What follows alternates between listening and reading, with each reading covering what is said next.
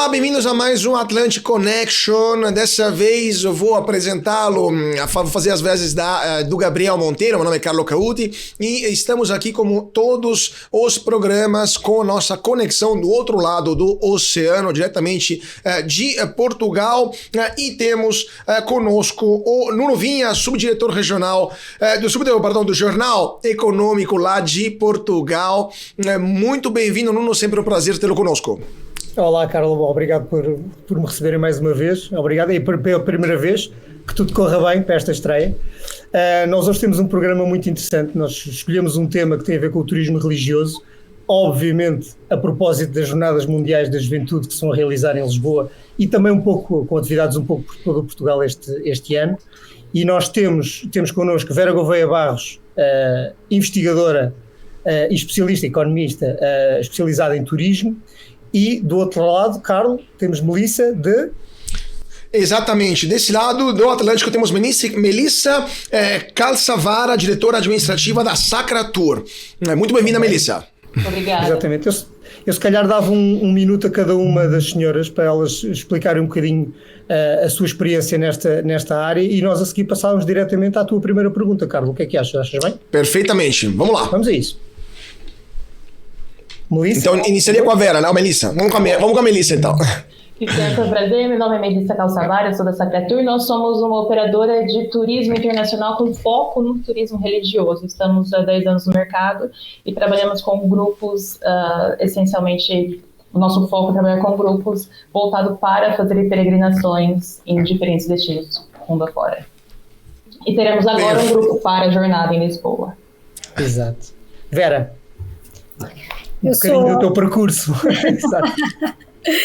Eu sou economista e há uns anos, ainda durante a minha experiência profissional na Universidade da Madeira, talvez também pelo contexto regional em que o setor do turismo é muito importante, comecei a olhar para ele e a perceber que representava uma percentagem significativa do PIB mundial, da criação de emprego, tinha muita importância a nível de exportações, de equilíbrio de balança de pagamentos, e que curiosamente os meus colegas de profissão, os economistas, não andavam propriamente a olhar muito para o setor, e foi assim que comecei a interessar-me pelo tema.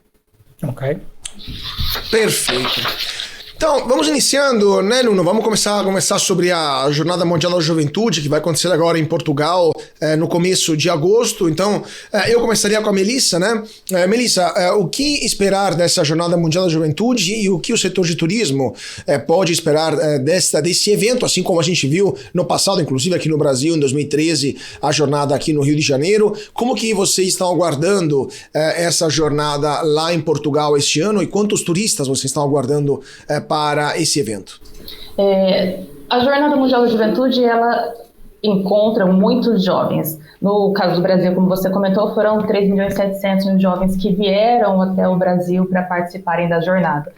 A jornada da Cracóvia, que foi a penúltima, foram 2,5 milhões de jovens, e a última, que foi no Panamá, foram em torno de 600.000 jovens. A localização e a disponibilidade de serviços do turismo também interferem muito nessa quantidade de jovens que vão. No caso de Portugal, esperavam-se muito mais inscrições do que efetivamente aconteceram. Era esperado em torno de 1,5 milhão de jovens inscritos, o que hoje não se tem ainda. Os últimos números falam em torno de 600, 900 mil jovens inscritos. Então, bem abaixo daquilo que era esperado. Senti isso do lado de cá, nessa expectativa de levar os jovens também. Nós esperávamos um grupo em torno de 60 jovens e nós vamos com um grupo metade deste tamanho. Então, há vários pontos que podemos depois abordar em cima disso, dessa mudança em cima da jornada, mas houve uma perspectiva muito maior do turismo, do que se receberia, do que teriam de jovens, do que efetivamente tem de inscritos para essa jornada. Uhum. Vera, deixa-me só pôr aqui um bocadinho em contexto. Obviamente nós também vimos nas últimas semanas estudos feitos sobre o impacto económico destas jornadas mundiais. Há um da consultora PwC que tem um impacto, é muito concreto, ao valor acrescentado bruto para a economia portuguesa, e eu espero não estar enganado, mas é um impacto global entre 410 e 560 milhões de euros. Para pôr isto em perspectiva naquilo que é a atividade turística em Portugal, ajuda-nos a pôr isto em perspectiva. Isto é um valor que pode ser considerado de alguma forma alto ou positivo para Portugal, até quer dizer, uma vez que também tem gastos envolvidos na produção e na organização deste tipo de evento, ajuda-nos a perceber esse impacto. Bom, eu confesso que ainda não tive ocasião para olhar com muito detalhe aquilo que são as estimativas feitas completamente por esse estudo, e há aspectos aqui que nós temos de ter em preocupação, que tem temos de ter cuidado com os potenciais efeitos de, chamamos-lhe, canibalismo, ou seja, nós vamos ter aqui um evento que vai trazer, de facto, bastante perspectiva, que ainda assim se vai trazer bastante gente a Lisboa, mas o verdadeiro impacto depois disto tem de olhar também para, contemplando as pessoas que deixaram de vir pelo facto de termos este evento aqui, porque podem ter achado que a cidade ia estar muito mais congestionada, muito mais limitada e não ser tão interessante. Vamos ter ideia do que é que foi o ano de 2022 em Lisboa, aquilo que foram os proveitos totais registados pelo turismo de Portugal, não chegava aos 200 milhões. Portanto, mas isto estamos a falar apenas de hotelaria, atenção, não estamos aqui, o que se pretende com um estudo destes é ver um impacto de uma forma muito mais abrangente, olhando também para aquilo que são os consumos que estes peregrinos farão. Eu queria chamar a atenção que Lisboa, a área metropolitana de Lisboa, é já um dos principais destinos dentro de Portugal, portanto, na verdade, este evento, para terem ideia, o ano passado, em agosto, e que é um ano que ainda não se tinha recuperado totalmente dos efeitos da pandemia, teve quase 1 milhão de visitantes. Portanto, um evento destes levado para outra zona do país provavelmente teria bastante mais impacto, se excetuarmos aquilo que é o Algarve e a Madeira também, que já são, e até agora mais recentemente a região norte. E deveria ir para outra região? Eu não estou a dizer que deveria, eu não estou a dizer que deveria ir. Estou a dizer que o impacto seria este, bastante maior para este número de pessoas noutra região seria uma coisa muito mais expressiva do que é para o contexto de Lisboa, que é um destino já com muito turismo internacional, ao contrário daquilo que acontece com o Brasil no global. Portugal tem turismo essencialmente internacional, não tanto interno, e portanto naturalmente isto tem um impacto do ponto de vista de promoção, de visibilidade, e portanto também por aí é muito importante que as coisas corram bem e que deixem uma boa imagem junto destes visitantes, que são, como a Melissa referiu, maioritariamente jovens. E, portanto, este até pode ser o primeiro contacto que têm com o país e gerar neles a vontade de regressar. Eu vou aproveitar para perguntar algumas questões econômicas sobre o turismo religioso, começando pela Vera, depois também queria falar com a Melissa sobre esse aspecto, porque 2 pontos na Europa a gente está vendo, especialmente na Itália, né, onde tem o Vaticano também, que é uma grande atrativo para o turismo religioso, mas não somente no Vaticano. Após a pandemia tivemos uma explosão de turismo em geral e também turismo religioso, e muitas cidades estão querendo limitar o acesso de turistas. Vocês estão achando que isso pode acontecer também em Portugal, eventualmente, ou já está acontecendo? E a segunda pergunta que eu queria lhe fazer é sobre a inflação ligada ao turismo, porque é um dos pontos também que a gente está vendo. O caso típico agora veio da Croácia, que acabou de entrar na zona do euro, e os preços subiram 15%, bem na estação turística, mas um pouco em toda a Europa a gente está vendo os preços subindo durante esse verão do hemisfério norte. Então, o que vocês estão achando desses dois pontos? Limitações de turistas por causa do excesso de afluência de pessoas após a pandemia e o aumento dos preços que está também preocupando alguns operadores. Vera, depois Melissa. Bom, respondendo à primeira questão, que tem a ver com a atitude das pessoas face ao turismo, eu acho que ela continua a ser globalmente positiva e as pessoas continuam a achar que o turismo lhes traz mais benefícios do que propriamente custos e aspectos desagradáveis. Não obstante, em Portugal nós assistimos nos últimos anos a um crescimento grande do número de hóspedes.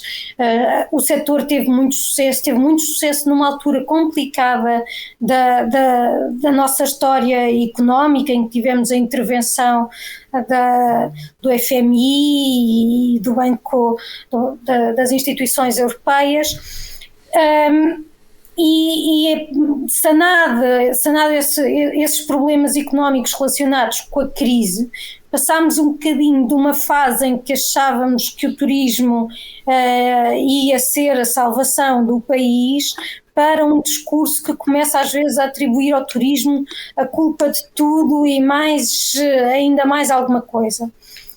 Começa a associar o turismo a muitos impactos negativos, designadamente em matéria de habitação.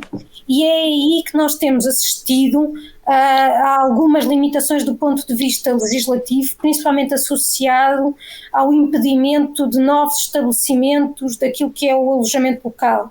Tivemos também a colocação de taxas turísticas, embora isso... Aí creio que o espírito da taxa não é tanto controlar os fluxos de turismo, mas é obter alguma receita que permita depois financiar aquilo que são os custos acrescidos que termos mais população traz. Portanto, isto relativamente à primeira questão. A segunda era, lembro-me... Era sobre a inflação de serviços. A inflação tem sido, de facto, aqui um aspecto, pelo menos há uns tempos, quando se fazia, naqueles resultados de inquéritos que se fazem aos turistas e potenciais turistas, era uma das preocupações que eles expressavam, era de facto a variação de preço e aqui uma certa incerteza sobre o comportamento dos preços na altura em que fossem fazer férias. Nesta altura eu creio que as coisas estão um bocadinho mais estabilizadas e, portanto, a inflação não será provavelmente um fator aqui a ser um constrangimento para... Nem para os viajantes, nem para quem está a operar no setor. Melissa? Eu vejo com relação ao controle do turismo que isso é mesmo uma tendência e sempre me questiono como que isso pode ser feito, como um lugar pode fazer. Diferente, a gente tem aqui no Brasil Fernando de Noronha, que é possível, você é uma ilha, então tem como você determinar, porque você determina quantos voos vão chegar, quantos barcos podem, então é fácil determinar. Essa limitação fora é um pouco mais complicado. Veneza já está com essa ideia, mas também tem a mesma ideia, né? Você tem como fazer essa limitação. Dos outros lugares é muito difícil você limitar, mas isso tem sido sim uma tendência. Portugal, eu estava vendo ontem uma reportagem que os museus vão deixar de ser gratuitos aos domingos para os turistas e serão apenas para os residentes. Então, é gratuito durante a manhã, vai passar a ser gratuito apenas para residentes ao longo de todo o dia. Então, essas pequenas mudanças são uma forma de você fazer essa limitação, porque como que os governos vão trabalhar com a limitação é uma situação é uma questão que eu sempre me coloco. Qual é a forma que você pode limitar as pessoas de chegarem até um destino, considerando que você tem várias formas de entrada nas cidades? Então, esse é um ponto que, efetivamente, dentro da sua pergunta, eu tenho mais questionamentos do que respostas para essa questão da limitação, ainda que seja uma situação que vem sendo muito colocada. O que eu penso é que os governos, o que precisa se avaliar é como você vai conseguir fazer com que o turista invista mais na cidade. Porque a hora que o turista vem, ele traz benefícios, mas muitas vezes ele não gasta tanto, ele não deixa tanto dinheiro. Então, talvez a limitação, você vai passar a conseguir limitar fazendo essas pequenas mudanças, fazendo com que o turista tenha que deixar mais dinheiro. Então, aquele turista que não tem tanto a dispor, ele vai menos naquele lugar, porque ele sabe que ali ele vai gastar mais. Essa situação, por exemplo, dos museus, é uma forma que eu vejo. Por isso, eu vejo isso como uma forma de tentar fazer é um passo nessa ideia da limitação. Com relação a outra coisa da inflação que você comentou, para a jornada os preços subiram absurdamente. Assim, nós tentamos fazer reserva. Primeiro, nós já esperávamos que teriam poucos espaços para dormidas nessa jornada. Então, são poucas as famílias que estão acolhendo peregrinos. Isso já era esperado, que não teriam. E então, nós optamos que o nosso grupo iria com hospedagem em hotel. Foi muito tempo que os hotéis levaram para poder definir qual preço eles iam comercializar. Nós estamos falando que a jornada foi definida em 2020, que seria em 2019, foi definido que a jornada aconteceria em Portugal, quando foi no Panamá. E aí, os hotéis só foram definir os valores em 2021. Então, nós ficamos todo este tempo aguardando qual seria o valor que seria cobrado. Então, e os valores que hoje estão sendo cobrados são valores predeterminados em 2021. Claro, para quem fez os primeiros bloqueios, que foi o nosso caso. Claro. Para quem fez depois, pagou muito mais. Por exemplo, o preço que eu paguei, ano passado, o mesmo hotel estava oferecendo o mesmo quarto, o mesmo serviço, por 200% a mais do que o valor que eu fiz a reserva em 2021. Então, houve um aproveitamento do setor, claro, considerando os espaços que tem dentro da cidade para receber esses jovens e o número de jovens que era esperado para estar ali. Ao mesmo tempo, por uma situação, a gente vai fazer a nossa pré-jornada em Portugal. Nós vamos começar pelo Porto e nós conseguimos trocar de hotel nessa semana. Isso também é um hotel que já estava reservado anteriormente, para um hotel bem melhor, numa localização bem melhor, porque o hotel estava aguardando que fosse ter uma demanda que ele não teve e por isso ele ofertou esses quartos. O que eu quero pôr sim, houve uma inflação para o período específico da jornada, isso aconteceu, para além do que a Vera já colocou, da inflação que veio depois da pandemia, etc. Para esse período específico isso aconteceu e também isso já é esperado. Para ter ideia, a gente vai ter em 2025 o jubileu em Roma, né, com as Portas Santas. Então, cada 25 anos tem o jubileu. Eu tinha um pedido de um grupo, que era para 2024, recebi o orçamento, e aí o padre me pediu para a gente mudar para 2025, já que vai ter o jubileu, então vamos levar as pessoas para participarem do jubileu. O novo orçamento veio 16,8% a mais. Então, é normal essas mudanças de valores quando você tem um evento. Né? A mesma coisa quando tem o Web Summit em Lisboa, também os preços todos sobem. Claro, claro. Melissa, deixa-me perguntar-lhe uma coisa, porque nós... Sim. Exatamente. É a procura e oferta, exatamente, a procura e a oferta. Mas eu tinha aqui, nós temos uma posição muito vantajosa ao tê-la connosco, ao ter o caso do Rio de Janeiro e das Jornadas Mundiais de Juventude do Rio de Janeiro, para tentar perceber que lições é que foram retiradas dessas jornadas, que eventualmente Portugal possa retirar também. Eu gostava de ouvi-la nesse tema. E já agora, é uma pequena provocação, o vosso grupo voa diretamente do Brasil para Lisboa ou vai para Madrid primeiro? Não, vai para Madrid, porque vou agora então expor meu descontentamento, porque os preços eram todos muito absurdos. E uma coisa que a Vera muito bem colocou é, você está recebendo os jovens é a porta de entrada dessas pessoas para virem fazer um turismo depois lá na frente do seu país. Então, o que você vai deixar de imagem para essas pessoas? E também isso dentro do que você falou da Jornada do Rio. Qual imagem eu quero que estes jovens tenham de Portugal? Qual imagem que eu quero que estes jovens tenham do Brasil?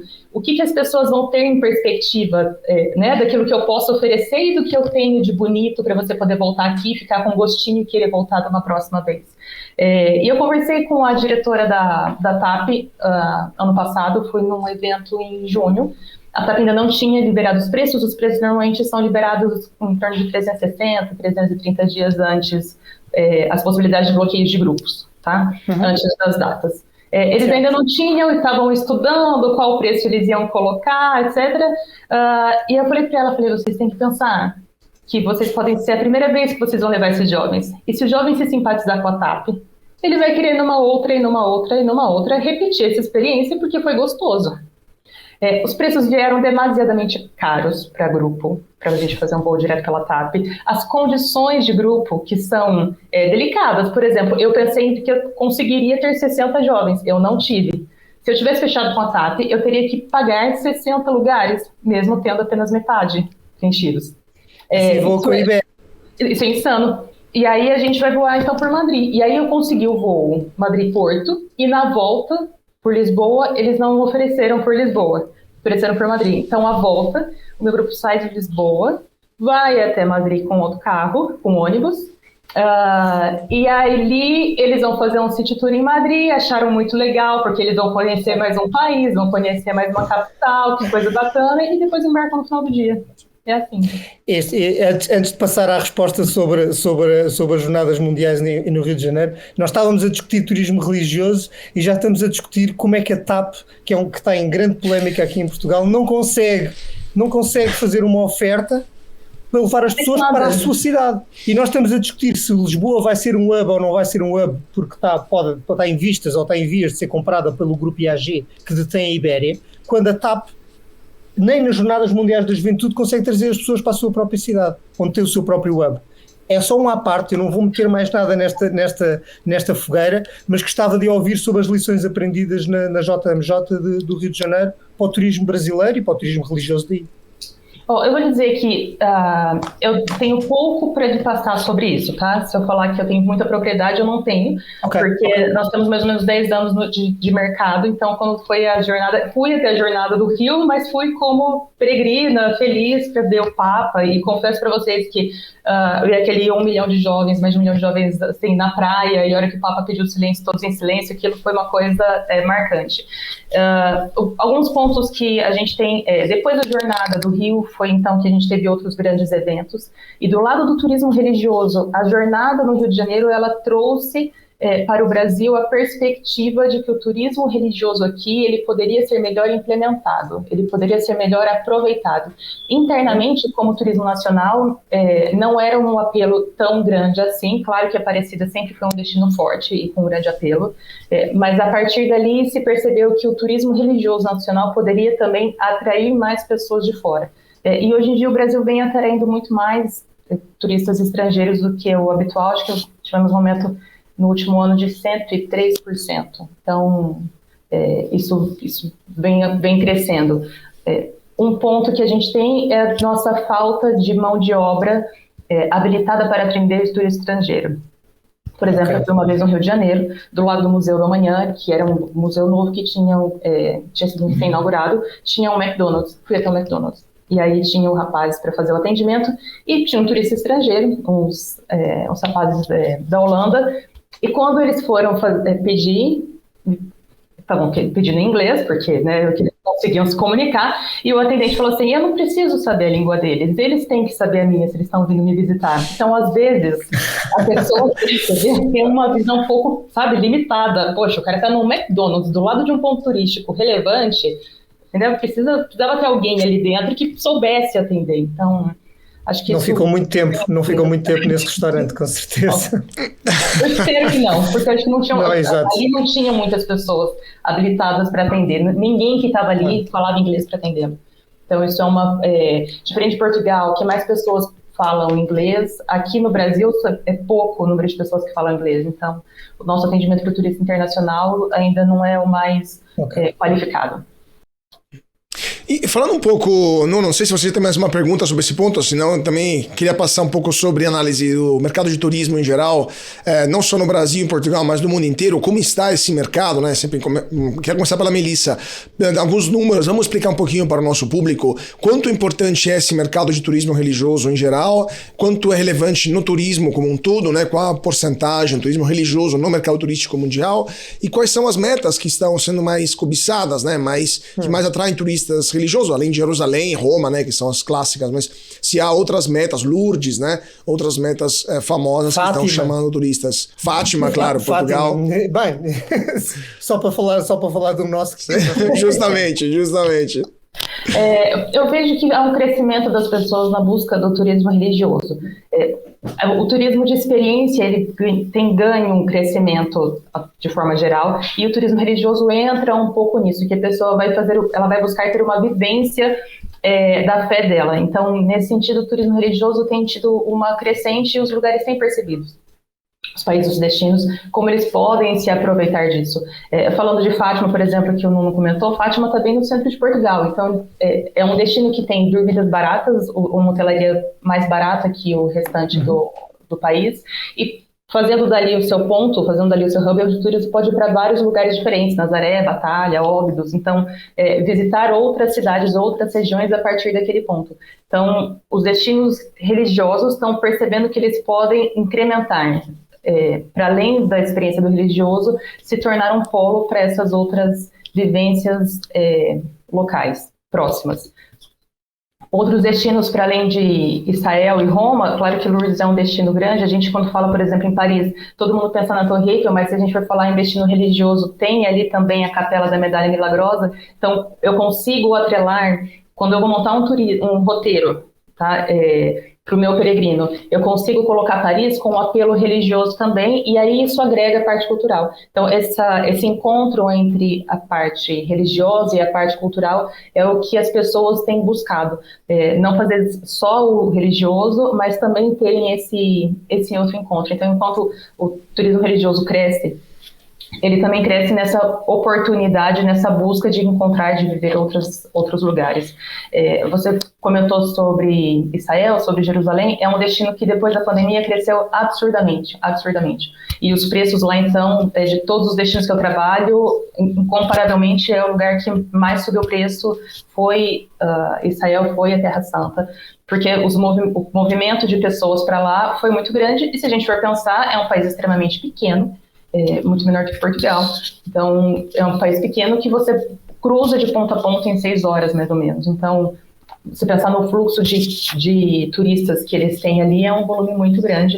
E, além de ser um destino que quer se vender para além do religioso. Então, é um destino que hoje vem buscando essas outras perspectivas também. Vera, não sei se você quer complementar com alguns números. Podíamos ouvir a Vera também neste ponto. Qual é que é o atrativo além daquilo que a Melissa disse?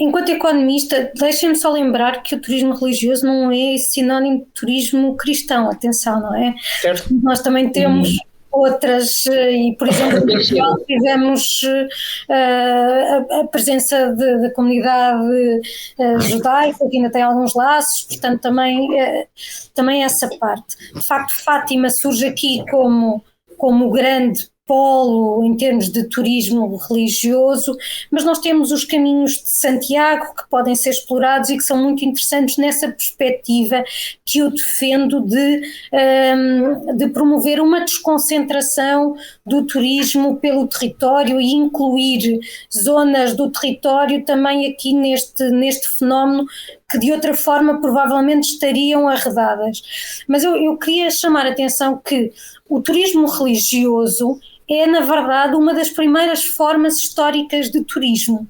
Portanto, já no tempo dos romanos havia peregrinações religiosas, os próprios Jogos Olímpicos têm uma mistura de desporto, mas também de festa religiosa, e durante a Idade Média, em que as viagens, os romanos tinham formas de turismo já muito modernas, chamemos-lhe assim, não é? Eles abandonavam a cidade no verão para irem para a costa fazer a vilegiatura, por exemplo, que é uma coisa que nós fazemos em pleno século XXI.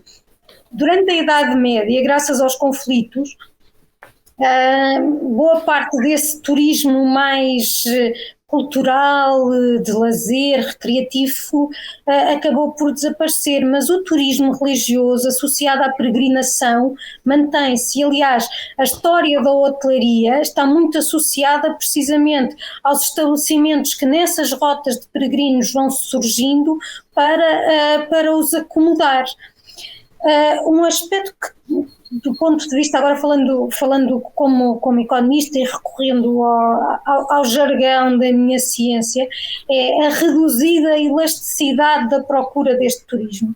Ou seja, o turista religioso, ele quer efetivamente ir àquele local, tem um lado espiritual e, portanto, essa procura que ele tem é menos suscetível a quebras de rendimento, aumentos de preço, porque está ligado a algo que tem uma vivência muito profunda para si.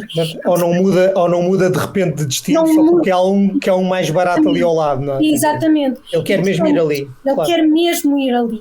E, portanto, desse ponto de vista é bastante interessante, e o que eu acho, numa perspectiva mais global, é de facto começarmos a fazer a interligação entre estes vários segmentos e estes vários produtos. O turista religioso, lá está, vem os seus 3 dias para estar, por exemplo, em Fátima, mas também podemos dizer que não há pecado nenhum em juntar mais 2 para lazer. Não há pecado nenhum, é bom. Carlos. Comigo, vamos lá. Então aqui também queria perguntar sobre outras questões também, de quanto o turismo religioso, sempre ligados a esses locais históricos, deixa no local após o fim dessas grandes manifestações. Por exemplo, quanto ficou no Rio de Janeiro depois da Jornada Mundial da Juventude, quanto ficou em Cracóvia, né, na Polônia, após a última, e quanto vocês esperam que vai ficar em termos de novos locais, novos hotéis, novas infraestruturas, ou isso não é suficiente, esses grandes eventos não são suficientes para mudar de forma importante, relevante, a dinâmica de um centro como Lisboa, por exemplo, como o Rio, aqui no Brasil, ou como Cracóvia, entre outros. Eu queria começar com a Vera perguntando se, do ponto de vista econômico, tem alguma mudança estrutural na economia dessas cidades que hospedam, né, que são lugares de sedes desses grandes eventos religiosos. Eu não vou avançar com números, obviamente, porque acho que temos de esperar pelo evento para termos dados mais concretos. Já há este estudo da PricewaterhouseCoopers que faz precisamente uma tentativa de termos essa estimativa. No caso de Lisboa, como dizia na minha primeira intervenção, é uma cidade que já está muito infraestruturada do ponto de vista do turismo, nomeadamente do turismo internacional. Aqui, portanto, há o lado da visibilidade, sem dúvida, de trazer pessoas que se calhar noutras condições não tomariam a iniciativa de vir a Lisboa e depois de virem se calhar até têm vontade de regressar mais tarde na vida. Houve aqui também muita polémica do ponto de vista das infraestruturas que se iriam construir a nível de despesa pública, do que se iria fazer. Creio que há um lado interessante do ponto de vista do urbanismo daquela zona, da zona que já nem sequer em termos formais pertence ao Concelho de Lisboa, mas está ali, está nos limites, no Concelho de Loures. Portanto, acho que é interessante acompanhar até que ponto é que este evento pode significar para aquela zona da cidade uma nova vida e uma nova dinâmica, um bocadinho à semelhança do que aconteceu na Expo 98, que na verdade é mesmo ali ao lado. E já agora, permita-me acrescentar que também aconteceu quando houve o Euro 2004 em Portugal, ou seja, de facto os países, e Portugal não é exceção, aproveitam estes eventos para ou regenerar alguma parte do seu tecido urbano de alguns locais, ou para a construção de algum equipamento que depois acaba por ficar para outras atividades ou para outros tempos. Se bem que o Euro temos exemplos aí de uns estádios que agora até já se... A construção dos 10 estádios foi uma coisa que pode não ter deixado grande valor acrescentado para aquilo que é a produção. Não, se calhar não é o melhor dos exemplos. Melissa?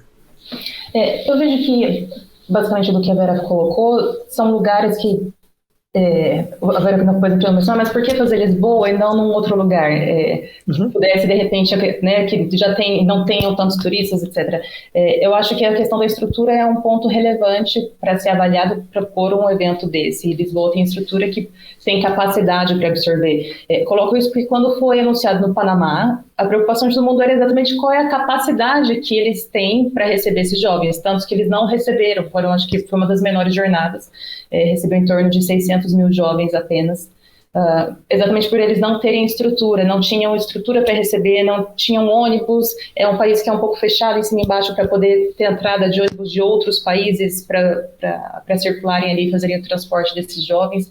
Então essa questão de já ter uma estrutura para poder receber um evento dessa magnitude, isso é relevante. E é claro que isso acaba por agregar depois dentro das estruturas que são montadas à parte para ficarem em atendimento desses jovens durante esse período. No Rio de Janeiro foi montada uma estrutura numa zona, choveu demasiadamente às vésperas e o evento foi transferido para a praia. Então isso acabou por não levar as pessoas até essa região onde tudo tinha sido construído, o palco tinha sido construído, toda a estrutura estava montada para lá e todo mundo foi transferido para a praia e foi feito na praia, montado às pressas um palco para poder receber todo o evento da jornada. Mas acabou por correr bem. Eu acho que... Eu honestamente acho que foi melhor. Exato, foi melhor. Eu ia pegar neste ponto da Melissa, talvez, não sei, Carlos, quanto tempo é que ainda temos? Temos ainda uns 15 minutinhos.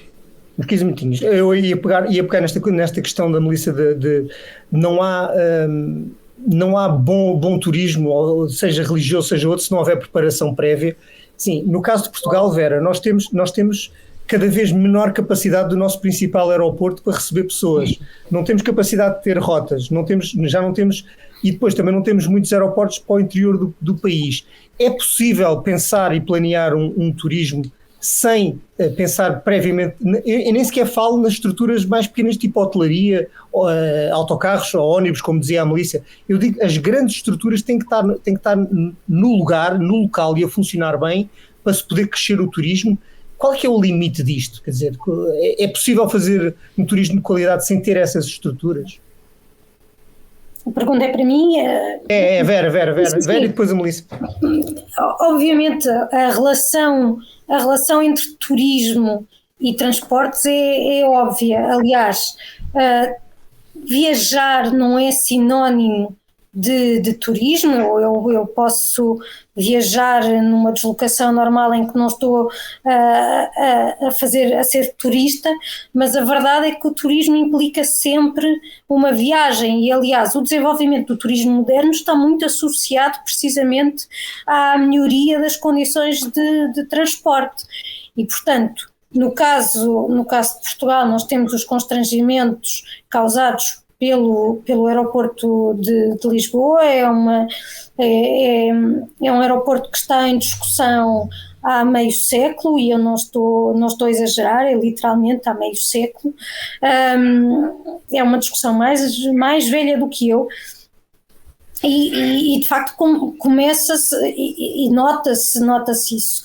Não temos aeroportos espalhados, quer dizer, temos um aeroporto em Beja, na verdade, é dentro daquilo que se convencionou chamar interior do país, que eu suponho que no Brasil será um conceito estranho quando estamos a falar de 200 quilómetros.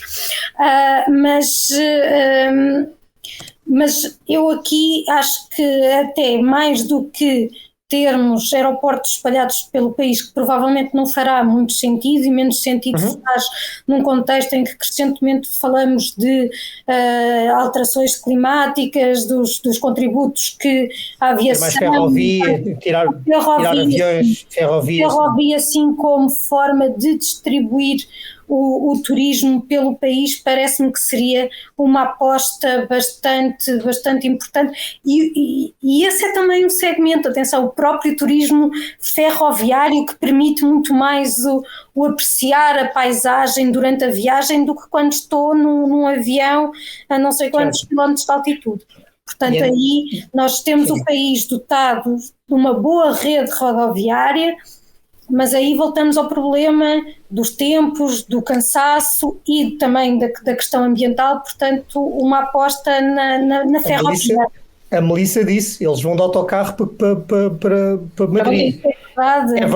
É verdade que, do ponto de vista de um cidadão brasileiro, a viagem Madrid-Lisboa ou Lisboa-Madrid é menos do que fazer a via Dutra do Rio até a São Paulo, mas é mais absurdo, né? Mas na verdade é absurdo, porque podia haver um comboio de alta velocidade entre Lisboa e Madrid, e o caso estava completamente resolvido, e a partir daí a pessoa até podia ir para Paris rapidamente. Mas enfim, Melissa, desse ponto de vista, o que é que vocês do vosso grupo sentiram que faz falta aqui? Mais ferrovia, mais opções ou preços? O que as pessoas, quando falar especificamente de Portugal, que não tem tantas ferrovias como a Vera está comentando, tem, mas por exemplo para Fátima, mas é a pessoa antiga, que não quiser fazer Lisboa-Fátima no foco do turismo religioso, ela tem que ir de autocarro, ela tem que ir de ônibus, ela não tem essa opção para fazer isso de trem. Então, quando nós falamos especificamente de Portugal, para os nossos turistas, as pessoas se surpreendem porque no Brasil nós não temos essa estrutura ferroviária, ainda seja um país tão grande e que também penso igual, deveríamos ter essa estrutura para fazermos nossos deslocamentos, exatamente por sermos um país tão extenso. Aqui o brasileiro tem a impressão de que toda a Europa tem uma ótima estrutura ferroviária, então quando vai para Portugal e não encontra essa estrutura, a gente fala, não tem, mas como não tem? Não tem, mas lá tem, em alguns lugares lá tem, mas no caso específico de Portugal não tem toda essa estrutura. Claro, se a pessoa quiser fazer Lisboa-Coimbra, Coimbra-Porto, ela tem essa possibilidade, mas para fazer até Fátima, que é um destino que é forte, é um atrativo grande dentro do país, ela não tem. Para fazer até Madrid, um outro deslocamento, ela já não tem. Então, isso as pessoas sentem falta, falando especificamente disso do ferroviário. Eu quero só por um ponto, que você estava falando sobre as estruturas, e a Vera comentou que um dos primeiros o turismo começou com a peregrinação, né? As pessoas indo até, etc. Eu acho que o turismo ele abre vários espaços e possibilidades. Então, tem a possibilidade de fazer o aéreo, ferroviário, né? Com o carro, o ônibus, que seja, mas também há o turismo para ser feito a pé, dentro dessas, como a Vera comentou, do Caminho de Santiago, que tem. Eu vejo em Portugal tem o caminho de Fátima. Mas aí, por exemplo, você falou assim, mas eu quero falar além da estrutura de hotel, quero falar dessa estrutura para a pessoa ir. Tem um caminho montado, a pessoa pode fazer este caminho, mas as estruturas para receber neste caminho, elas são relativamente pequenas para esse percurso. Diferente do caso do Caminho de Santiago, que está muito mais estabelecido e já tem muito mais essas opções de hospedagem. Então, acho que quando a gente fala da estrutura do turismo, a hotelaria ela é extremamente relevante. E não necessariamente ser uma hotelaria, como a gente pensa de um hotel categorizado, porque quando você vai para o Caminho de Santiago, a pessoa fica muitas vezes num albergue, uma estrutura simples, mas toda essa estrutura que é precisa para o turismo, para o turista, ela tem que estar bem pensada, onde vai comer, onde vai dormir, como vai andar, são os pontos básicos da gente pensar para poder colocar o turista, seja qual for a forma que ele vai usar de locomoção. Também Espanha tem mais de 80 milhões de turistas por ano, é um destino que compete, enfim, mais ou menos com a França, mas não tanto pelo primeiro lugar, mas talvez pelo segundo ou pelo terceiro lugar. Portanto, é normal que também tenham outra estrutura, mas sim. dão outra atenção que se calhar as autoridades portuguesas também poderiam pôr os olhos aqui um bocadinho só ao lado e ver o que é que eles estão a fazer e tentar fazer igual. Carlos, meu amigo. Eu queria fazer a última pergunta também. Temos ainda alguns minutinhos. Eu queria perguntar sobre o Brasil, né? Perguntar para a Melissa especialmente, mas também se a Vera quiser acrescentar um pouco. O Brasil é um país pouco visitado por turistas, né? Sobe mais gente na Torre Eiffel do que visitam todos os anos o Brasil. Mas a pergunta é, como está o turismo religioso no Brasil? Ele está muito concentrado só em Aparecida? Ou há também outros fenômenos que estão surgindo, estão crescendo? Por exemplo, procissões no interior de Goiás, que eu sei que tem, ou em Belém também. Há outros pontos que a gente pode salientar como relevantes para o turismo religioso no Brasil? E como está esse mercado como um todo no país? Melissa, depois Vera. No Brasil, é claro que a gente tem destinos muito mais tradicionais, estabelecidos, como você comentou, de Goiás, como Aparecida, que é um destino forte. Se a gente falar também do Rio de Janeiro, o Cristo Redentor também atrai as pessoas nessa ideia do turismo religioso. Mas nos últimos anos foram, falando agora do lado cristão, que é onde eu navego, que é a área que eu consigo falar. Nos últimos anos foram alguns santos no Brasil, algumas pessoas foram canonizadas no Brasil, então passamos a ter alguns santos, e essas cidades passaram a ser destino religioso que até então elas não tinham toda esta visibilidade. Tem no interior de São Paulo que é quem faz eu preciso me lembrar o nome dele agora, não lembro. Ele tem umas pílulazinhas, fazem isso como pílulas em papel dele. Em Salvador, que já era um destino marcado por conta das igrejas, então dentro dessa parte de turismo histórico, mas também turismo religioso por conta das igrejas, mas tem a canonização de Santa Dulce dos Pobres. Então a vida dela passou por lugares de Salvador onde as pessoas não iam. Então, estes lugares, ainda que Salvador seja um destino turístico bem estruturado, bem organizado, nisso já em receber, mas os lugares por onde Santa Dulce viveu e passaram a receber os turistas. Então, as igrejas, as comunidades ao redor passaram a se organizar para receber as pessoas que elas até então não recebiam. E em Santa Catarina, a gente também tem um outro destino. Foi até agora, essa última semana, foi dia dessa Santa Paulina, Madre Paulina, que era de Santa Catarina, que trabalhou ali, viveu ali, então passou a ter em Santa Catarina este apelo religioso, do turismo religioso. Então eu vejo que, para além dos destinos que a gente tem consolidado e que cresceram, como eu falei, depois da jornada, passaram a crescer um pouco mais essa visibilidade externa da importância do turismo religioso, a gente tem estes destinos. Isso é um ponto, então, dessas outras opções. Outro ponto que eu quero pôr o quanto você falou, a gente não recebe de turista como na Torre que eu tenho. A gente não recebe turista como aquela ruazinha em Las Vegas recebe, né? Falando de uma rua, né? E um país desse tamanho. Também a questão da promoção. Eu faço muita feira fora do país, então, para participar, conhecer operadores e fazer contatos. É pequena a participação do Brasil em relevância. O stand normalmente não é um stand tão grande, não é um stand. Ele atrai porque oferece caipirinha e todo mundo vai lá para tomar, sabe? Isso é um atrativo, mas não é isso que a gente quer vender. E normalmente o Brasil não vai como um sponsor numa feira dessa, então não tem aquela visibilidade que poderia ter. Então, a falta de divulgação fora para recebê-la, ela é grande, então falta do nosso Ministério do Turismo um posicionamento nessa promoção do país como um destino de ecologia, de turismo religioso, de turismo de aventura. São tantas as vertentes e possibilidades que nós temos aqui, mas nenhuma delas é explorada fora. Pouco se fala em Brasil fora, além de samba. Quando eu vou nos lugares, as pessoas falam assim, você é do Brasil? Legal, samba, né? Que bacana. Rio de Janeiro, você é de onde? Eu sou do Paraná. Ninguém sabe o que é o Paraná. As pessoas sabem que é São Paulo, o que é Rio. Quiçá vai saber que Brasília é capital. Ninguém sabe. Então, não é divulgado fora o Brasil como um destino turístico. E aí, pensar no turismo religioso especificamente, menos ainda. Claro. Vera, não sei se quer acrescentar alguma coisa. Tenho pouco a acrescentar, até porque não conheço especialmente a realidade brasileira. Sei que quando comecei a olhar para isto, fiquei de facto muito surpreendida pelos números de turismo internacional no Brasil, porque julgo que boa parte do turismo internacional que o Brasil recebe, uma parte, pelo menos em determinadas regiões, é de ser portugueses, e em Portugal tem-se muito esta ideia do Brasil como um país muito, muito, muito turístico.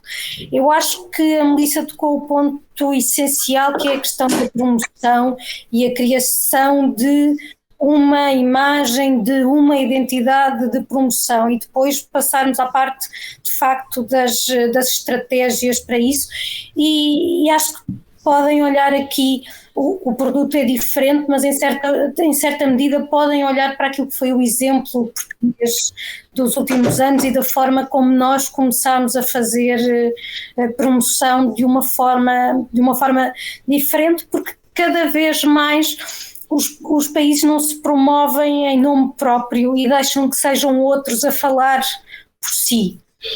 E essa parece-me uma estratégia interessante, a parte de investir no digital, na medida em que cada vez mais os turistas são autónomos na marcação das suas viagens, vão procurar, portanto, aquilo que se possa fazer para que Google e outros motores de busca ajudem também nessa promoção é fundamental. Claro. Vera, de repente voltei a 2012.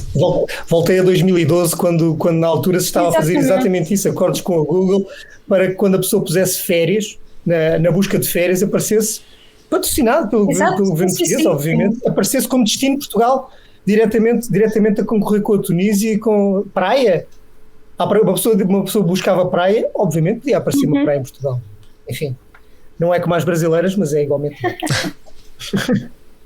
Só um pouco mais lindas iguais. Ótima para surf também.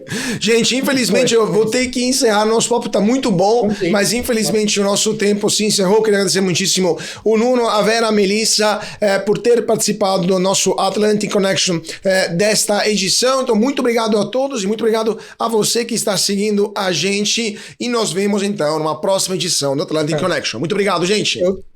Eu também gostava de agradecer esta parceria entre o Jornal Económico e a BMC News. É uma parceria que tem sido um prazer para o Jornal Económico e espero também para a BMC News, e para os nossos ouvintes também, para quem nos está a ver, porque nós todas as semanas vimos aqui com 2 comentadores, um de cada lado do oceano, para discutir os temas principais da economia, da finança, da política e também dos temas sociais que interessam a toda a gente, como é o caso da religião e do turismo religioso. Para vocês todos, muito obrigado e um beijo.